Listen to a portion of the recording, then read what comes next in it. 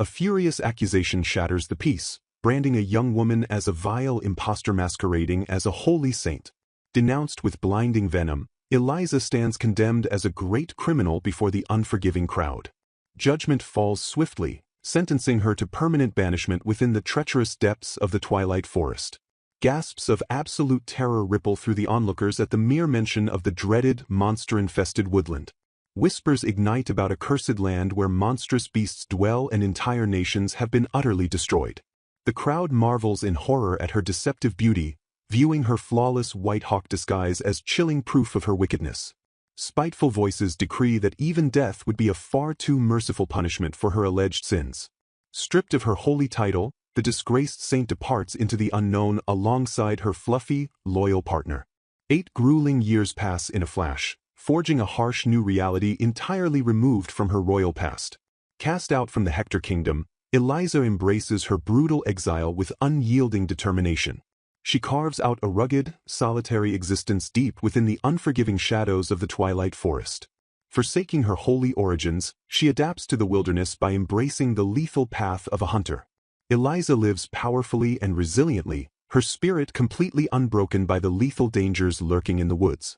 Tracking a ferocious beast, she remains perfectly calm while preparing her body for a lethal strike.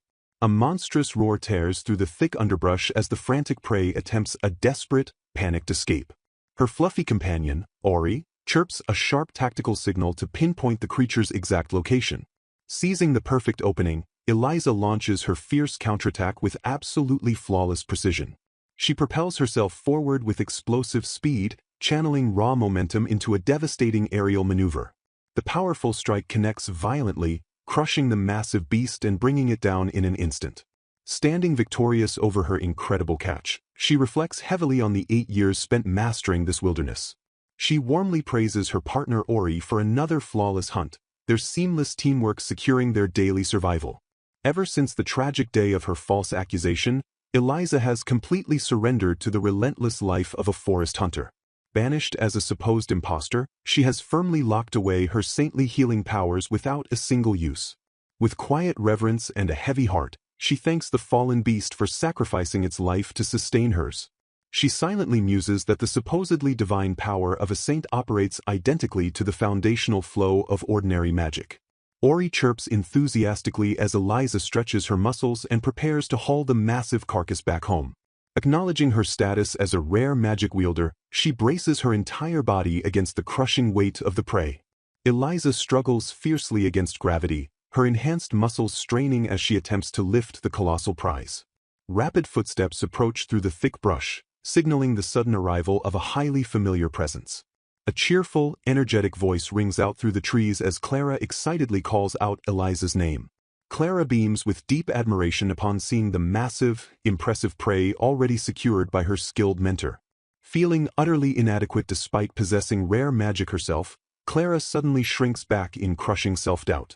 The young junior tearfully laments her inability to hunt, dramatically comparing her own usefulness to a mere caterpillar. Eliza instantly comforts the distraught Clara, firmly praising her vital tactical role in cornering the elusive red deer. She proudly highlights Clara's exceptional talent in safely gathering a bountiful harvest of precious herbs and nuts. Continuing her warm encouragement, Eliza emphasizes that true survival in the forest requires multiple distinct skill sets.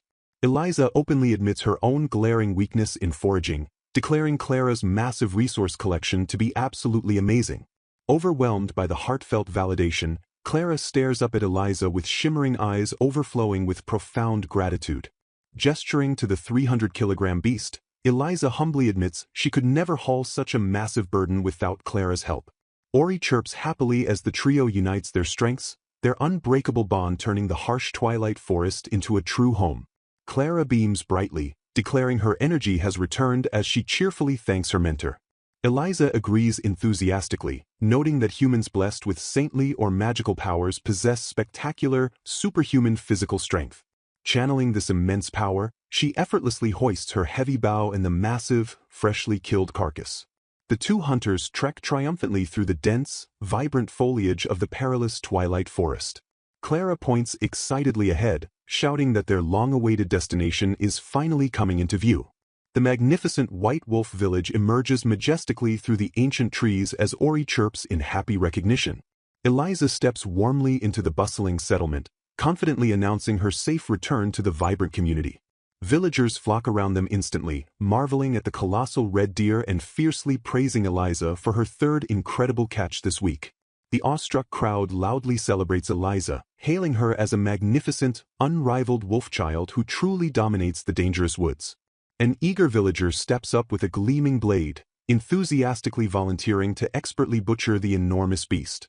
He examines the heavy carcass with a sharp grin, noting that the unique beasts of the forest grow exceptionally large and are immensely rewarding to harvest. Another villager chimes in rapidly, comparing their massive local prey to the shockingly tiny, fragile deer brought in by outside caravans.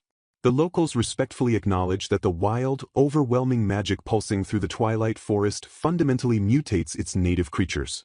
Only the absolute strongest beings survive here, as ordinary animals from the outside simply perish under the forest's intense magical pressure. A villager expresses profound relief over Eliza's continued safety, fondly recalling how deeply panicked the little bird Ori was when she first arrived. Glancing toward a sacred stone monument, Eliza reflects deeply on the legendary white wolves once fiercely led by the village's mighty ancestors. Tragically, not a single one of those noble wolves could multiply in this harsh environment, ultimately failing to survive the cursed woods. Honoring the fallen beasts, the villagers instruct the hunters to reverently place an offering at the ancient White Wolf Memorial. Eliza deeply admires the resilient people of the White Wolf village, whose incredible survival history spans hundreds of perilous, blood-soaked years. Almost all the current villagers are true-born hunters who proudly trace their formidable family lineages straight back to the village's original founding. Across that vast, unforgiving history, incredibly few fragile outsiders like Eliza have ever managed to successfully settle within these fiercely guarded borders. To merely exist here, humans must possess raw magic or legendary physical strength to withstand the forest's devastating, ambient magical corruption. Without those extraordinary gifts, an ordinary person is quickly consumed by the wilderness and absolutely cannot survive. Despite her suspicious outsider status, the warm-hearted villagers fully embraced Eliza and completely welcomed her into their tightly knit clan. They treated the exiled girl with absolute equality, showering her with genuine kindness that rapidly healed her battered soul. These seasoned veterans patiently taught her everything, forging her into a master of hunting, household management, and brutal wilderness survival. For 8 long years she has flourished under their expert care, yet a heavy shadow of guilt still anchors her heart. Burdened by a dangerous secret, she strictly hides her true saintly powers and her painful past as an exiled, falsely accused criminal. Grateful for their respectful silence, she quietly relies on the comforting fact that no one aggressively probes into her deeply scarred history. The butcher triumphantly extracts 4 high-quality magic stones from the carcass, loudly praising Eliza's flawless and rapid hunting efficiency. Securing her livelihood, the village eagerly purchases the valuable hides and bones while smoothly standardizing the vital meat distribution. Acknowledging her grueling 3-day tracking expedition, the elders firmly order the exhausted hunter to rest completely while the grand feast is prepared. Following their joyous, ancient traditions, the entire village instantly begins throwing a massive feast to celebrate the incredible, life-sustaining catch. Clara shrinks back in miserable self-doubt, ignoring praises for her heavy lifting and tearfully lamenting her utter failure to personally secure a kill. An elder warmly reassures the dejected Clara, promising that the sacred blessing of the forest will eventually forge her into a proper, lethal hunter. The seasoned hunters admit even they struggle with such immense weight, noting that while trap hunting is physically easier, it disastrously ruins the meat's freshness and the stone's value. True hunting in this brutal land demands a perfect, instant kill with a heavy bow to completely preserve the rare prey's ultimate value. Breaking the emotional tension, a lively villager commands everyone to stop whining and dive straight into the explosive feast preparations, loudly thanking the brave girls. A group of energetic village children suddenly sprints forward, wildly shouting Eliza and Clara's names in pure, unrestrained adoration. The starry-eyed kids marvel loudly at the colossal, butchered beast, fiercely begging to learn how to expertly catch such magnificent prey themselves. With the mystical blessing of the forest, a villager cheerfully explains that anyone can grow strong enough to pull a massive bow like this. Grunting with intense effort, Clara struggles uselessly against the heavy weapon and cries out that it is simply too heavy. Another villager notes that Eliza's custom-made bow is so intensely resilient that ordinary people cannot even manage to pull the string back. Forged from tough yew wood and black sheep sinew, the incredible weapon is only manageable for those empowered by the forest's blessing. Wailing dramatically, the exhausted Clara fiercely wishes she had the forest's blessing so she could effortlessly wield such a powerful bow too. In this unique woodland settlement, the locals revere raw magic and respectfully refer to it using their own sacred terminology. They lovingly call this ambient, mystical energy the pure blessing of the forest. Humans born with innate magical abilities are openly celebrated as being personally blessed by the powerful spirits of the woods. A cheerful villager enthusiastically calls out to Eliza, excitedly announcing that the massive meat feast is finally prepared and ready to serve. The lively crowd immediately erupts into joyous cheers, eagerly preparing to eat lavishly and celebrate the incredible bounty of the hunt. Smiling brightly, a grateful cook presents Eliza with the absolute best, most succulent portion of the freshly cooked venison. Eliza gratefully accepts the steaming plate of meat, her heart warming at the deep kindness of her adopted community. She quietly slips away from the bustling center of the celebration, seeking a peaceful corner to properly enjoy her hard-earned meal. An elder gently scolds the others to let her sit in the corner she prefers, reminding them that their humble hero greatly dislikes unnecessary attention. Holding her eager companion back for just a moment, Eliza breathes in the mouth-watering aroma of rich meat and savory herbs. She affectionately thanks her little fluffy partner Ori for his crucial help during the hunt, carefully preparing to share the delicious reward. Ori chirps wildly with pure excitement, happily waiting for his generous share of the spectacular village feast. Taking her very first bite, Eliza closes her eyes in pure bliss as the incredible, delicious flavors absolutely explode across her tongue. The tender venison bursts with incredible richness, perfectly elevated by a savory blend of garlic, pepper, and thick demi-glace sauce.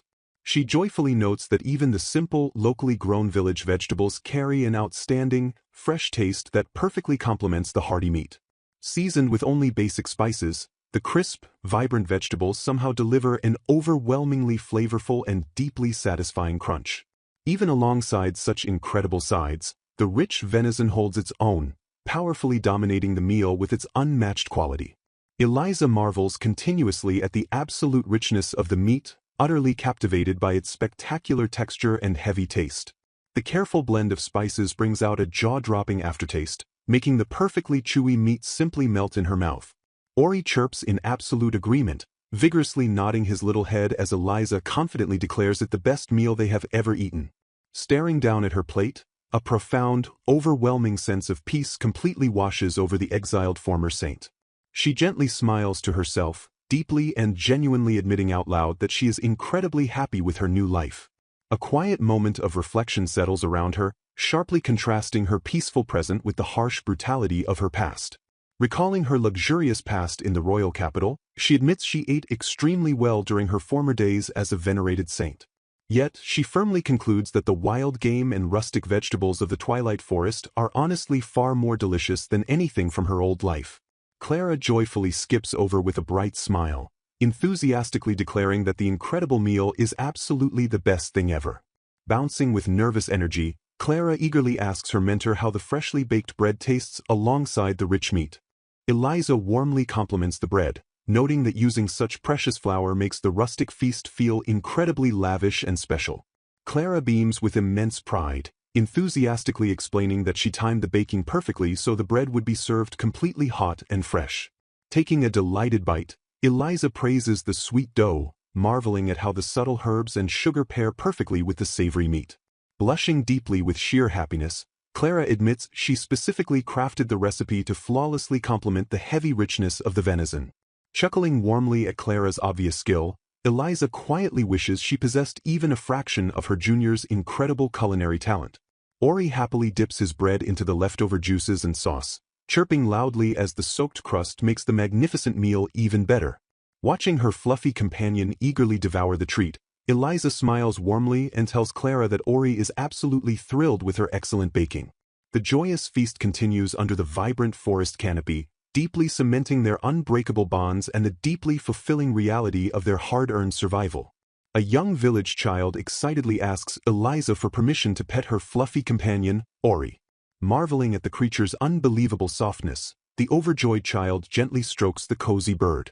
Eliza smiles warmly, noting how exceptionally rare it is for the selective Ori to allow anyone to touch him. Satisfied with the affectionate petting session, the happy child warmly thanks the gentle creature. Energized by the festive mood, the villagers pour wine and eagerly prepare to serve the next delicious dish. Shifting the mood, a villager suddenly brings up a troubling rumor circulating around the settlement. Whispers of panic spread as they reveal that a terrifying monster known as a master has been spotted nearby.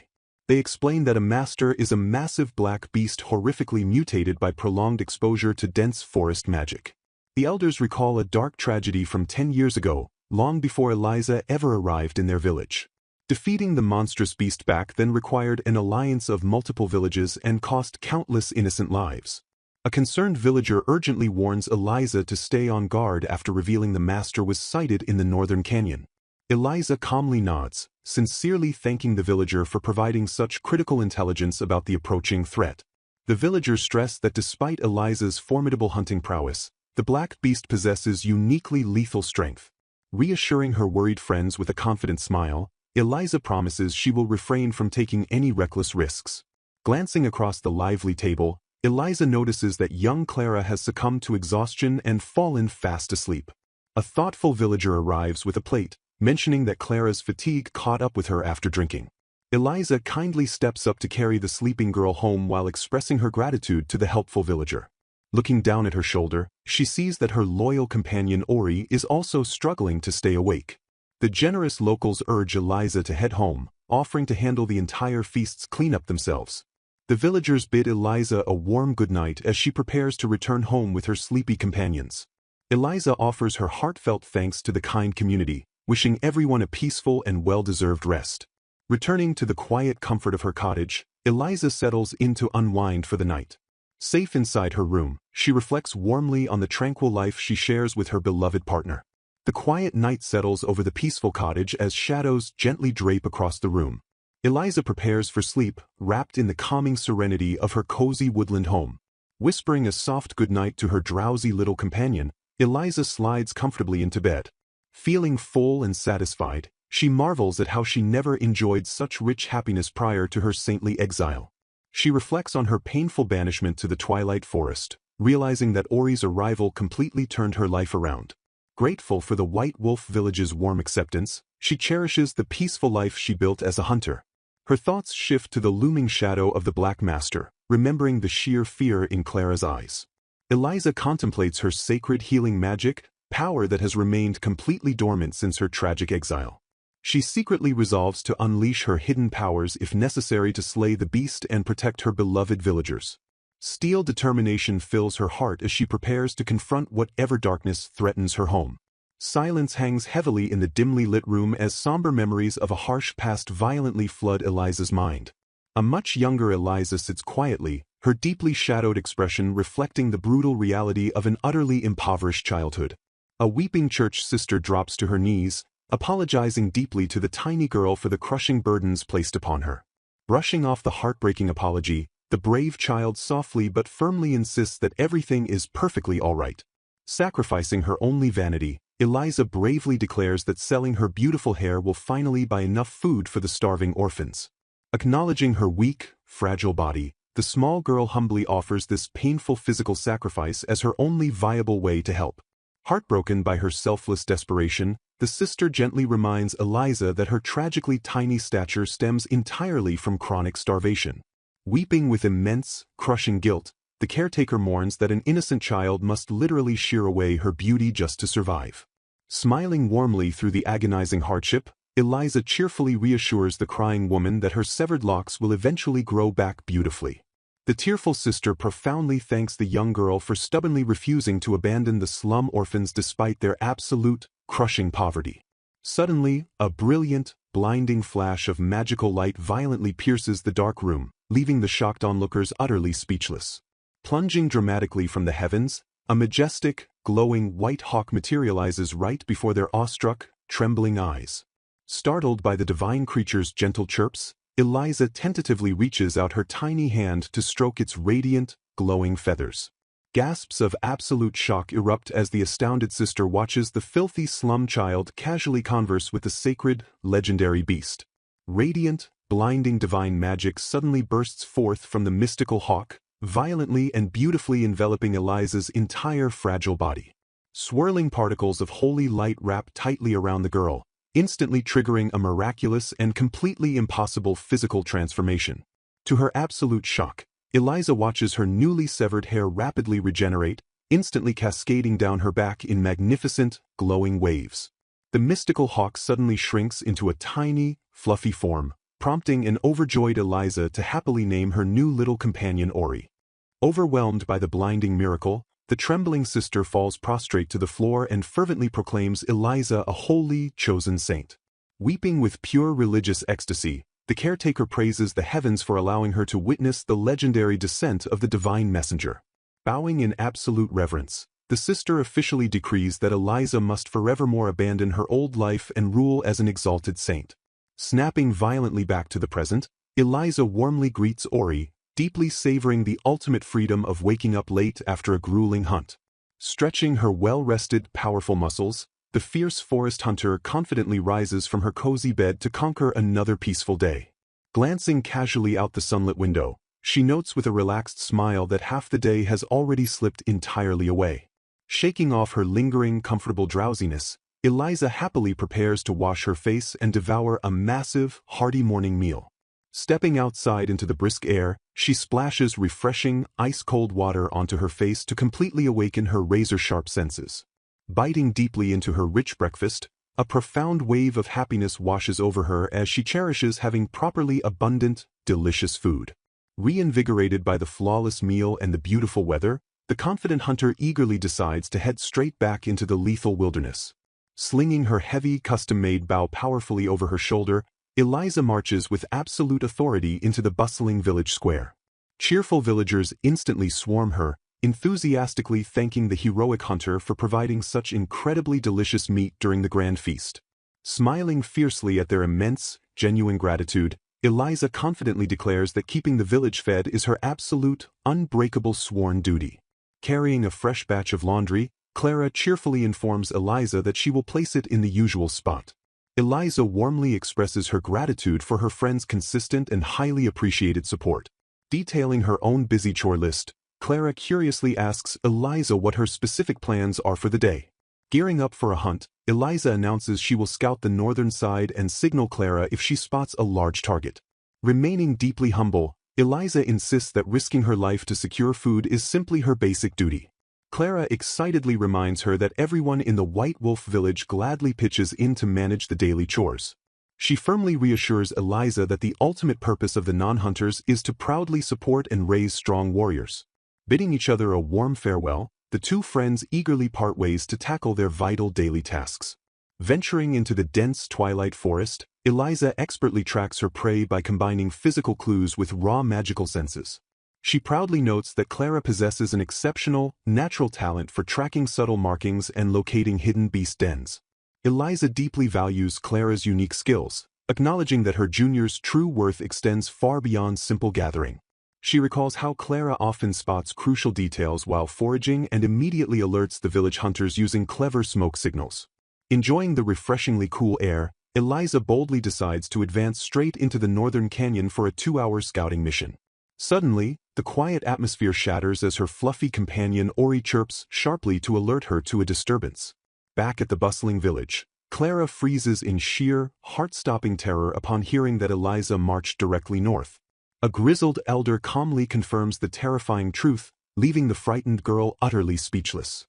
A panicked villager loudly reminds the crowd that the legendary, lethal master was explicitly sighted in that exact northern canyon. Attempting to calm the escalating dread, a seasoned hunter confidently asserts that Eliza is far too smart to fight the beast alone. He firmly emphasizes that any properly trained hunter would instantly recognize the overwhelming, suicidal danger of the monstrous master. Striking a grim tone, the veteran painfully reveals that a terrifying battle with the master permanently crippled his legs 10 years ago. The elder reassures Clara that they will aggressively monitor Eliza's evening smoke signals and immediately dispatch a rapid rescue team if needed. Deep within the treacherous northern woods, Eliza suddenly halts her advance upon discovering a disturbing, dried trail of blood. Carefully analyzing the old, crusted blood, she safely concludes that the wounded creature is no longer resting in the immediate vicinity. Ori chirps an encouraging command as the fearless hunter confidently resolves to investigate the ominous trail. Refusing to be deceived by the ambient woodland illusions, she expertly isolates the specific magical signature radiating from the blood. Moving with absolute, lethal silence, Eliza peers cautiously through the thick, vibrant foliage of the dangerous forest. She creeps steadily forward, her hyper-focused senses completely locked onto the faint, trailing magical aura. Slowly parting a cluster of dense bushes, her sharp eyes instantly lock onto a stunning, completely unexpected sight. Eliza gasps sharply, her entire body freezing in sudden shock as she processes the sheer magnitude of her discovery. A colossal, intimidating black wolf lies resting in the clearing, exuding an aura of immense and terrifying power. Struck by an overwhelming surge of magic power, the hunter gasps in shock at the raw energy filling the air. Gripped by awe, the hunter realizes this imposing black wolf might actually be the legendary master of the forest. Startled by a sharp chirp, the hunter spots their oracle falcon companion, Ali, reacting intensely to the massive beast. Stunned that a wild beast refuses to flee from Ali, the hunter stares in absolute disbelief at the fearless creature. Even the blinding light unique to the oracle falcon fails to drive this majestic wolf away into the shadows. Sensing the stillness of the clearing, the hunter realizes the massive wolf harbors absolutely zero hostility toward them. Locking gazes with the beast, the hunter marvels at the calm, piercing intelligence gleaming within its watchful eyes. Realizing this creature is vastly different from ordinary animals, the hunter cautiously attempts to communicate with the giant. The tense silence stretches unbroken as human and beast silently gauge one another in the shadowed depths of the forest.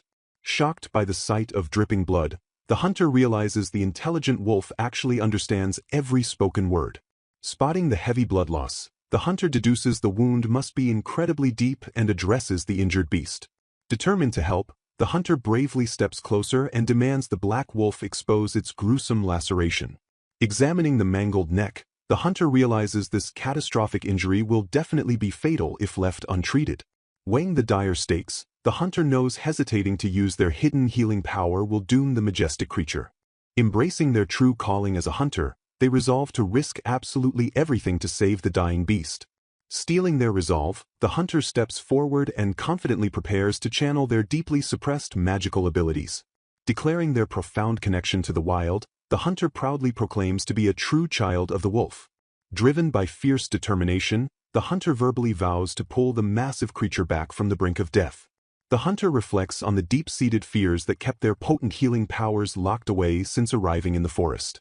Acknowledging the painful truth, the hunter admits their reluctance wasn't merely due to a lack of severely injured patience. A paralyzing fear of failing to heal a dying patient had shackled their restorative magic for far too long. The crushing weight of betraying others' expectations had formed an invisible, impenetrable barrier around the hunter's heart. Terrified of their own inadequacies, the hunter had continuously hidden behind a towering shield of self-doubt. Casting aside all lingering fear, the hunter realizes the dying black wolf has absolutely no time left for hesitation. Unleashing a brilliant surge of magic, the hunter commands the devastating wound to close and heal immediately. Watching the torn flesh mend rapidly, the hunter softly reassures the injured beast that the grave danger has passed.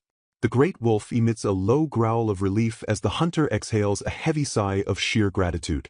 Blazing with miraculous light, the potent healing magic visibly works its wonders on the creature's ravaged flesh. A radiant aura completely envelopes the black wolf as the life-saving spell reaches its dazzling, explosive climax. Thrilled that the lethal wound is sealed, the hunter laments being unable to instantly restore the beast's lost blood and strength. Confessing their total lack of veterinary experience, the hunter awkwardly calls out to their avian companion for support. Comforted by Ali's reassuring chirp, the hunter openly wonders if their rudimentary magical treatment will truly be enough. Gently stroking the beast's soft fur, the hunter tenderly asks the massive black wolf if it is finally feeling better. Overjoyed by a spirited, energetic bark, the hunter smiles warmly at the fully recovered and grateful forest king. Pondering her mysterious destiny, the hunter wonders if she has truly fulfilled her sacred role as a child of the wolf. Declaring their plans for the evening, she cheerfully announces to her animal companions that they will set up camp right there for the night.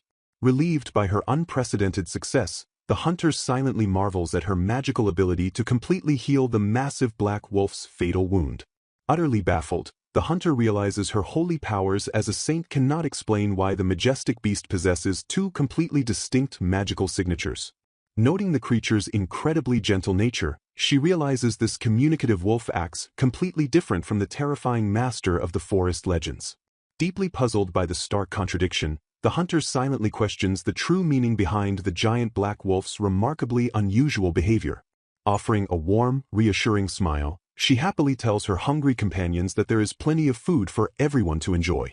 Preparing the savory meal, she casually notes that their current rations will only last for a few short days of wilderness camping.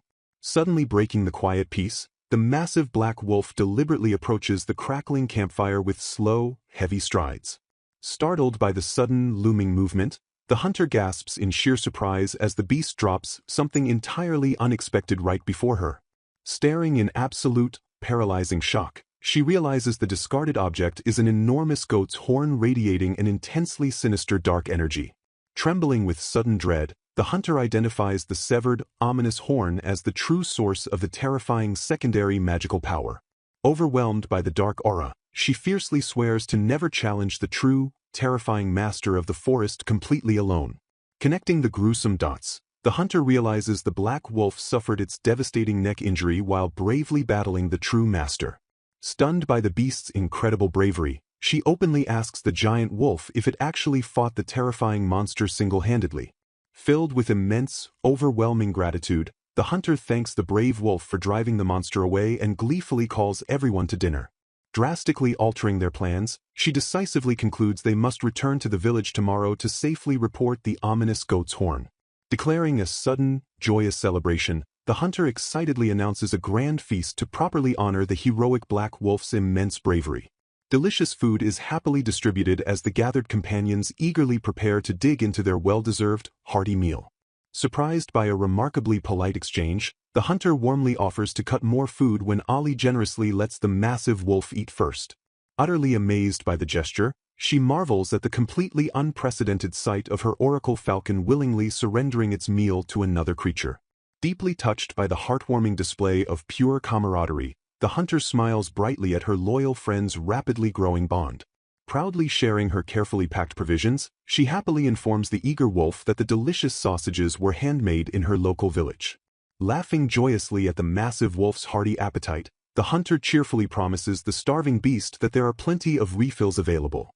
The hungry companions eagerly devour the delicious, savory feast together around the bright, crackling warmth of the campfire. Rich flavors fill the night air as the massive, majestic beast thoroughly enjoys its very first taste of human-made food. Eating with fierce, unstoppable joy, the great wolf quickly clears its large plate under the hunter's watchful, highly affectionate gaze. Rubbing her thoroughly satisfied belly, the hunter happily sighs and firmly declares she is completely stuffed from the incredibly hearty meal. Snuggling against the wolf's incredibly thick fur, the sleepy hunter softly asks if she can sleep right beside the giant, comforting beast. Drifting into a highly comfortable drowsiness, she quietly murmurs that the heroic, nameless black wolf definitely deserves a proper, fitting title. Staring directly at its beautiful, dark coat, the hunter confidently and officially names her brave new companion Schwartz. Nestled securely deep within Schwartz's incredibly warm fur, the completely exhausted hunter finally closes her heavy eyes and peacefully falls asleep. Guarded by the fiercely loyal black wolf and the watchful falcon, the hunter sleeps safely under the tranquil, moonlit forest canopy. The stern maid strictly informs the new saint that she will be comprehensively managing every single aspect of her daily life in her grand new residence.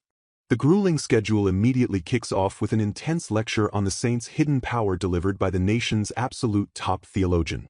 Demanding flawless perfection, the maid insists the saint must quickly acquire proper etiquette to avoid utterly shaming her holy, divine title.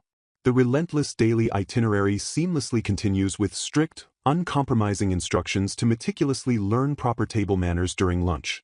Following precise physical measurements for her holy attire, the saint faces an exhausting afternoon course dedicated to foundational reading and writing. The intense academic regimen further mandates comprehensive theological education deemed absolutely necessary for molding a proper, respectable saint. Amidst the punishing studying, dedicated time is explicitly allocated for performing miraculous healings to properly fulfill her sacred, divine duty. The demanding maid bluntly explains that rigorous table manner lessons will brutally resume yet again during their formal evening dinner. Pushing her to the absolute limit, the schedule dictates she must perfectly memorize the ancient language to flawlessly read the church's designated texts.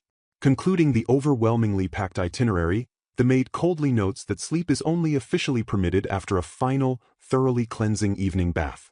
Overwhelmed by the sheer volume of daily tasks, the visibly exhausted saint silently realizes just how incredibly busy her new, highly structured life will be. Despite the crushing schedule, she cheerfully promises to do her absolute best, secretly thrilled to simply receive real, delicious food and proper baths. Shifting back to the tranquil forest camp, the hunter peacefully awakens to the bright morning sunlight streaming warmly through the lush, emerald canopy. Greeting her fiercely loyal animal companions, she happily wishes a bright good morning to her energetic falcon Ollie and the massive black wolf Schwartz. Petting the giant beast's incredibly thick fur, she gently asks Schwartz how the devastating, recently healed wound on his massive neck is currently feeling. Relieved by the powerful wolf's highly energetic response, the caring hunter cheerfully acknowledges his rapid recovery while gravely noting the sheer severity of the original injury. Determined to guarantee his complete, flawless recovery, she eagerly prepares to channel her powerful healing magic as thoroughly as absolutely possible. Preparing to cast her brilliant restorative spell, the hunter carefully reflects on the vital limitation that her miraculous healing power can only be activated once per day. Greeting the young hunter warmly, Elder Rum expresses his immense relief at seeing Eliza doing so incredibly well. Surveying the bustling settlement, the wise elder happily notes the highly anticipated arrival of the traveling merchant caravan.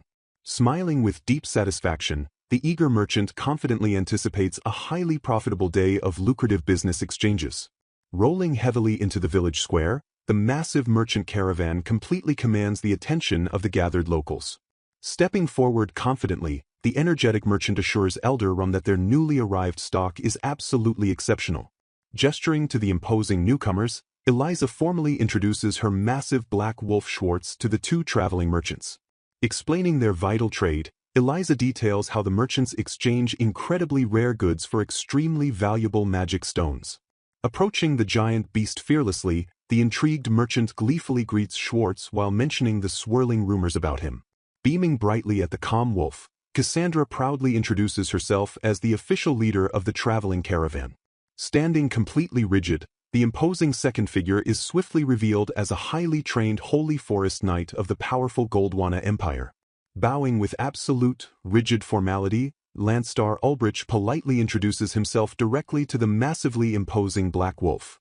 Struck by sudden suspicion, the hunter silently questions if the heavily armed guard is secretly monitoring their peaceful village.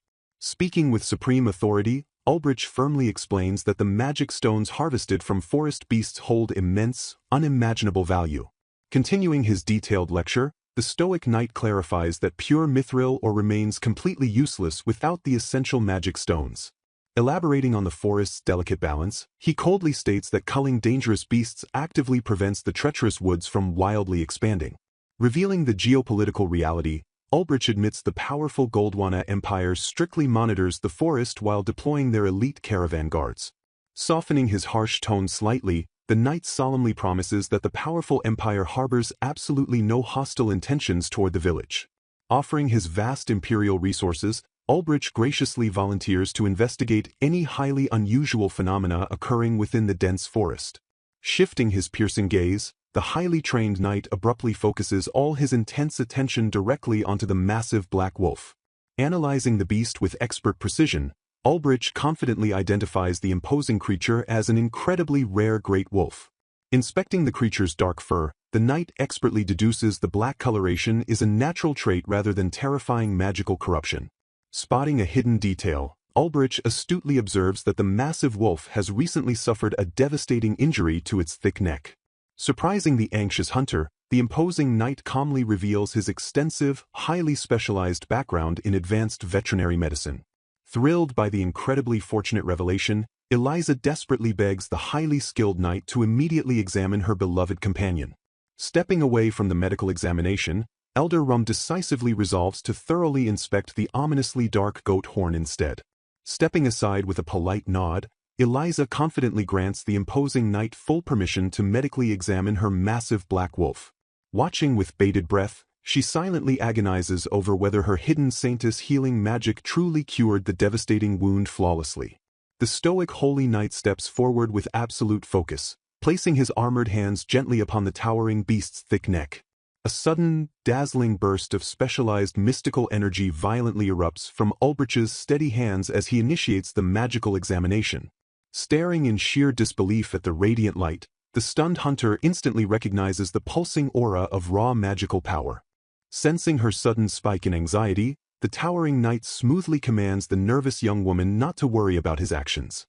Displaying his immense expertise, Ulbrich calmly explains that he is casting a highly specialized spell designed purely to examine living bodies. Utterly captivated by the dazzling display, Eliza intensely observes the brilliant manifestation of advanced veterinary healing magic. The fascinated hunter silently marvels at how this foreign, analytical spell fundamentally differs from her own divine, miraculous saintess abilities. Narrowing his sharp eyes in deep confusion, the highly skilled knight bluntly mutters that the devastating laceration has completely sealed shut. Baffled by the flawless recovery, Ulbrich expertly deduces that the total lack of natural tissue adhesion makes this rapid healing biologically impossible. Blinding panic sharply pierces Eliza's chest as she terrifyingly realizes the elite knight possesses the immense skill to detect her magical interference. Frantically recalling her past life in the Vector Kingdom, she remembers that flawlessly cured injuries never provoked such dangerous, intense scrutiny. Desperately wrestling down her surging panic, Eliza forces herself to remain completely composed to prevent the suspicious knight from discovering her divine secret. Piercing her with a highly intense, calculating glare, Ulbrich abruptly demands to know exactly how she miraculously healed the giant wolf. Completely paralyzed by the terrifying interrogation, the cornered hunter desperately scrambles her mind for a remotely believable lie. Suddenly shattering the suffocating tension, the brilliant Oracle Falcon Ali unleashes a frantic, deafening sequence of sharp, distracting chirps. Seizing the perfect, timely distraction, Eliza awkwardly stammers that uniquely powerful forest beasts like Schwartz possess naturally superhuman regenerative abilities. Completely satisfied by the highly plausible explanation, the formidable knight immediately drops his suspicions and declares the majestic beast perfectly healthy. Exhaling a massive sigh of sheer relief, Eliza gleefully praises her incredibly clever avian companion for gracefully saving her hidden identity. Shifting his tone to dead serious, Ulbrich ominously announces another vital, highly concerning piece of information regarding the legendary great wolves. The stoic knight chillingly reveals that terrifying sightings of massive, black great wolves are rapidly skyrocketing across all known mountains and forests. A sharp flash of intense concern crosses Eliza's face as she nervously asks if this sudden surge in naturally fierce predators guarantees impending disaster. Urging absolute caution, Ulbrich vehemently warns her to alert the entire village, stressing that other wild packs completely lack Schwartz's remarkably gentle nature. Concluding his dire, highly urgent warning, the knight firmly reiterates that while these terrifying beasts remain distant, all wild forest predators are fundamentally dangerous.